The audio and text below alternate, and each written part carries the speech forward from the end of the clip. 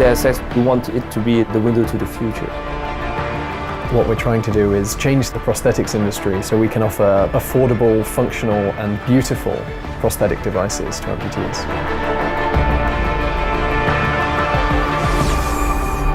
I'm proud of being one-handed. It doesn't make me feel any different. But wearing this, instead of having people come up to me or give me like the sincere look of, oh, you've lost your arm, they go, oh wow, this is fantastic. And I just like to see people have a smile on their face about it. That's what it's all about for me. Because we're heavily promoting this kind of technology, some people really think like we were producing, augmented arms. And some fans or some moms and so on were asking, where can I buy your arm? And unfortunately, we have to say, we're not building any arms, we're just a video game company. But that triggers, the thing where we say, we should do something. It was a really natural fit when they got in touch with us. We were almost expecting it at some point, and we formed this idea to try and turn Adam Jensen's arm into a real-life bionic limb. I was actually only born with my left hand, so I've never seen any different, and I've always wanted to have like a robotic hand. I've never said I wanted two hands, just a robotic one, just to feel more cyborg, because it's just so much cooler, especially being into sci-fi and comics and stuff. I developed the first bionic hand when I was 17, just tinkering in my bedroom at my parents' house when I was younger. So when I went to university a few years later, I wanted to take the project a little bit further and found that bionic hands existed for amputees to wear, but they were extremely expensive. And so I used that angle as an excuse to be allowed to create a bionic hand for my final year project at university. And then after university was when I co-founded Open Bionics, and we began working on the same problem with a more kind of definitive goal of being able to offer these bionic hands to people at a really affordable price.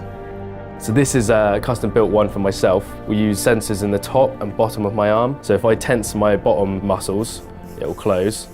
And if I loosen up but tense upwards slightly, it will open. We have a fantastic art director. His name is Jonathan Jack Beltet. This guy is a visionary. He's completely crazy. And the way we wanted to depict, a future world was that human augmentations couldn't be like just medical device. We wanted it to be super rewarding. People are wearing this kind of prosthesis in a fashionable way. For Deus Ex, we never wanted to do some gimmicky big robot's hand and so on. We wanted something to touch upon, the high fashion, very refined design, something that looks very slick and very, you could be very proud to wear it. And then you can change all the functions like that. Kind of cool. At this point, we've made a semi-functional prototype. So we've made one that's functional and looks similar to Adam Jensen's hand. The next steps for us will be perfecting the functionality of it so that it works really nicely and it's very good at grasping objects, and then making the finish really nice so that it looks the part as well. The design files that we're working on in this project will be open source as well, so people will be able to download them. If they have a 3D printer, they'll be able to make themselves an Adam Jensen arm that will be functional and they'll be able to use it.